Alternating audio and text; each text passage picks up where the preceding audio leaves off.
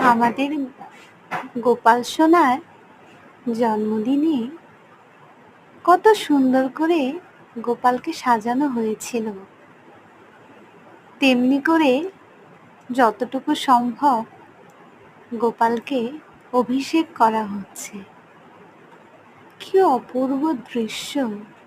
হা কৃষ্ণ, তোমার এই লীলা